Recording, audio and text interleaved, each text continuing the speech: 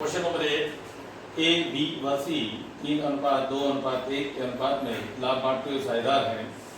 ए ने प्रत्येक माह के प्रारंभ में 2000 रुपये, बी ने 1000 रुपये प्रत्येक माह के मध्य में तथा सी ने 1000 रुपये प्रत्येक माह के अंत में आहरण किए। पूंजी व आहरण पर 10% वार्षिक दर से ब्याज चार्ज किया जाता है। सी को 800 प्रतिमाह वेतन स्वीकृत किया गया है। वेतन घटाने के बाद किंतु सभी तरह का ब्याज चार्ज करने से पूर्व 31 दिसंबर 2016 को लाभ 1,22,150 रुपये था।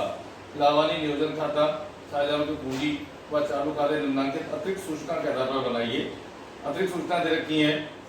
1 जनवरी 2016 को पूंजी शेष ए 2 लाख, बी 1,50,000, सी 1 लाख रुपए। 1 अप्रैल 2016 को अतिरिक्त पूंजी लगाई। ए ने 50,000, बी ने 30,000, सी ने कुछ भी नहीं। 1 अक्टूबर 2016 को पूंजी निकाली, केवल सी ने निकाली है 20,000 रुपए।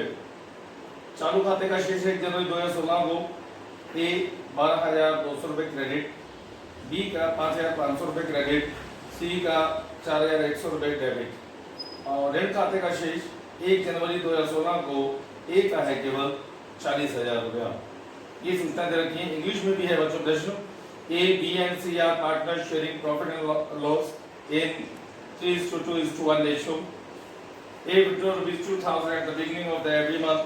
B withdraw rupees 1,500 in the middle of the every month. Whereas C withdraw rupees 1,000 at the end of the every month. Interest on bank drawings is to be charged at a rate of 10% per annum. C is also to allow the salary of rupees 800 per month after deducting salary, but before allowing all types of interest. The profit for the year ending 31st December 2016 was rupees 122,150. Prepare profit and loss account and capital accounts and current accounts of the partners from the additional information given below. Capital balances on 1st January 2016: A 2 lakh, B 1,50,000, C 1 lakh B. Additional capital introduced on 1st April 2016: A 50,000, B 30,000, C nothing. Capital withdraw by C on 1st October 2016 rupees 20,000. Current account on 1st January 2016: A 12,200 credit, B 5,500 credit, C 4,100 debit. Loan account on 1st January 2016 rupees 40,000 only A. तो बच्चों थोड़ा सा अंतर है हिंदी और English में। हिंदी में जहाँ बी ने 1,000 रुपए प्रति माह वर्ष के माह के मध्य में आहरण किया, उस 1,000 की जगह उसे 1,500 कर लें। 1,500 इंग्लिश में 1,500 रुपया है, तब ये क्वेश्चन का आंसर प्रॉपर्ली आ पाएगा। तो इसको थोड़ा सा करेक्शन कर लें। हिंदी में बी ने 1,000 के स्थान पर कर लें 1,500 रुपये प्रत्येक माह के मध्य में आहरण किया। अब इस प्रश्न का उत्तर आप बोर्ड पर देख सकते हैं। तो नेट प्रॉफिट तुमको दे देता है 1,22,150 रुपया किसी भी तरीके का ब्याज चार्ज करने से पहले, परंतु वेतन घटाने के बाद। तो वेतन घटा हुआ है, सैलरी जो है एक पार्टनर को देनी है 800 रुपये पर मंथ, वो इसमें से डिडक्ट कर रखी है। लेकिन इंटरेस्ट जो है वो किसी भी टाइप का इंटरेस्ट, कैपिटल का है, ड्राइंग का है या लोन का है, कोई भी इंटरेस्ट अभी चार्ज नहीं किया गया। तो सबसे पहले 1,22,000 में से इंटरेस्ट ऑन लोन। अब इंटरेस्ट और लोन पर कोई एक पार्टनर है ए जिसने 40,000 रुपये अपनी संस्था को ऋण दे रखा है, लोन दे रखा है, लोन पर कोई इंटरेस्ट नहीं दे रखी। और हम जानते हैं अगर लोन की कोई इंटरेस्ट ना दे रखी हो तो ब्याज चार्ज किया जाता है 6% की रेट से 6%। और इंटरेस्ट ऑन लोन जो है वो पीएनएल अकाउंट का पार्ट है, ना कि पीएनएल एप्रोप्रिएशन का। इसलिए यहाँ से हटा दें, इसको पीएनएल एप्रोप्रिएशन अकाउंट में शो नहीं करेंगे। तो 1,22,150 माइनस कर दिया 40,000 at the rate of 6%, 2,400 rupees. तो net profit after charging interest on loan जो आएगा वो आएगा 119,750।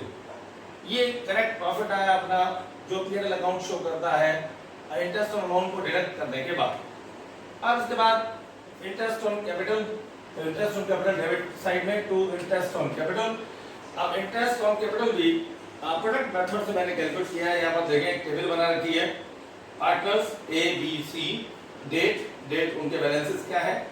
और जैसे 1/1/2016 को ए का कैपिटल बैलेंस है 2 लाख रुपया, फिर उसने 50,000 रुपया और लगाया, तो एक 50,000 रुपया जो लगाया है वो है 1 अप्रैल को, 1 अप्रैल 2016 को उन्होंने इंट्रोड्यूस किया ₹50,000।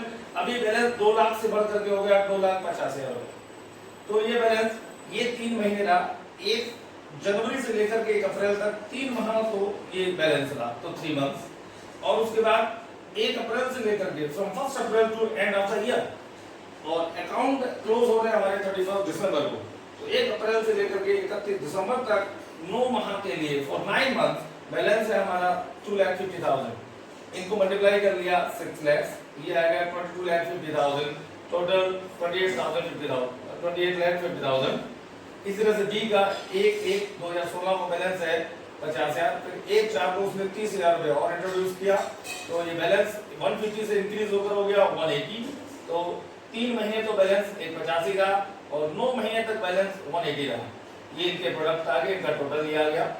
उसके बाद सी 1 तारीख को जो बैलेंस है वो 1 लाख रुपए है। इन्होंने कोई एडिशनल कैपिटल इंट्रोड्यूस नहीं किया है, बल्कि 1 अक्टूबर को 20,000 रुपये विड्रॉ किया है, कैपिटल विड्रॉ है।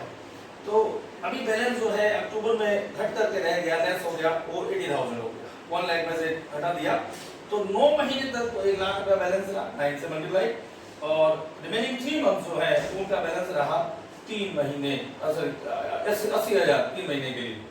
तो ये टोटल जो हुआ, ये प्रोडक्ट्स के टोटल आ गए। इन प्रोडक्ट पर गिवन रेट है 10% की रेट से इंटरेस्ट कैलकुलेट किया प्रोडक्ट मेथड से, तो ए का आ रहा है 23,750, बी को इंटरेस्ट मिलेगा 17,250 रुपया, सी का आ रहा है 9,500 रुपया, जो कि डेबिट साइड में मैंने शो किया है।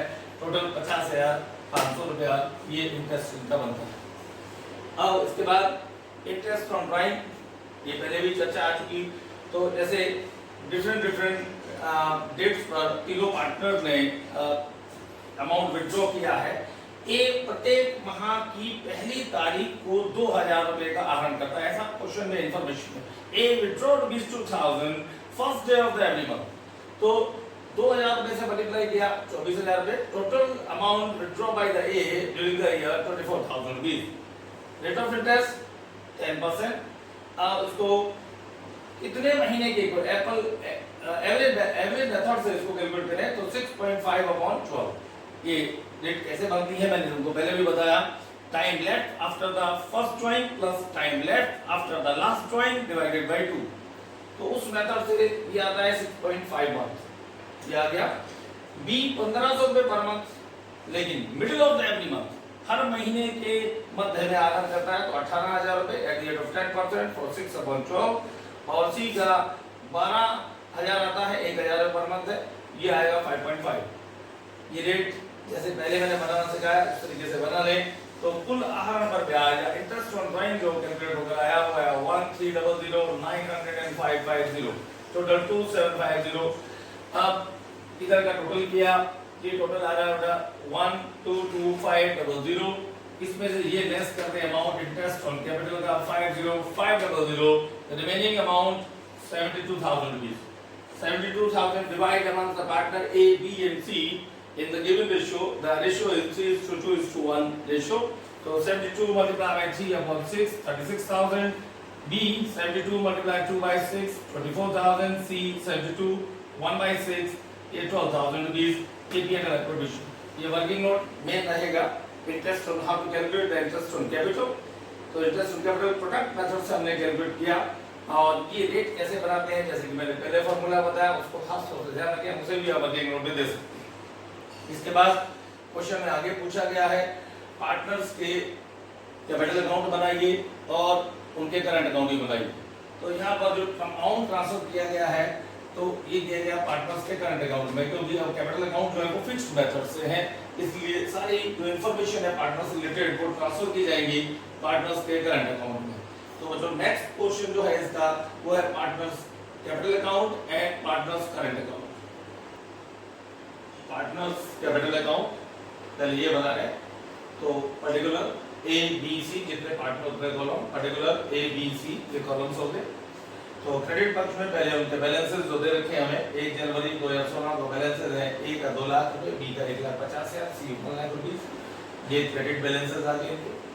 और एडिशनल कैपिटल इंट्रोड्यूस्ड तो यहाँ ब्रैकेट में लिख भी सकते हैं additional capital 50,000 by A and 30,000 by B and capital withdrew by the C rupees 20,000.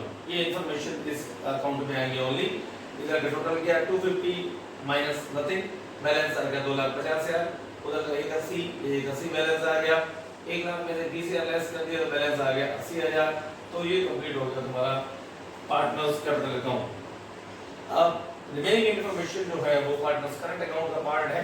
तो पार्टनर्स करंट अकाउंट देखें, पर्टिकुलर एबीसी फॉर्मेट अप्रोक्सीमेटली वही है।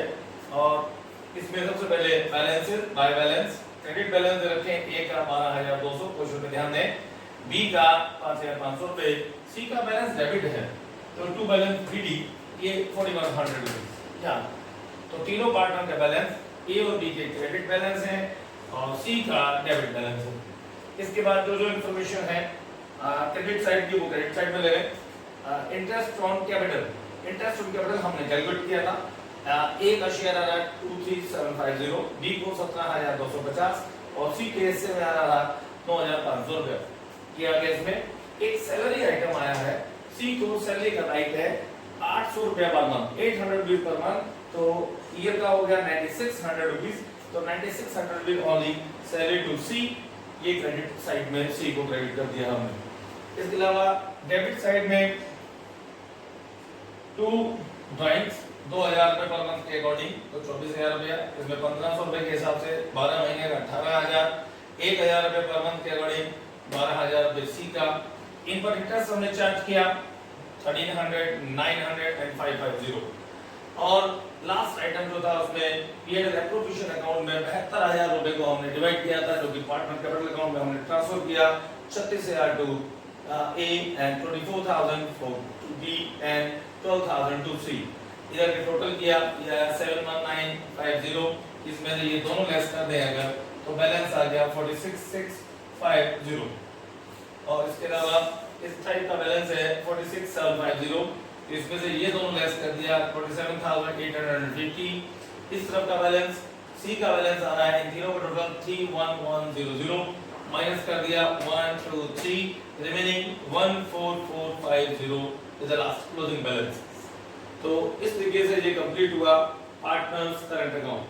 तो पार्टनर करंट अकाउंट के सीआर में आने वाले आइटम 3 थे, interest on capital, salary and PL appropriation account, यानी कि प्रॉफिट में जो शेयर मिला पार्टनर को वो हमने क्रेडिट किया।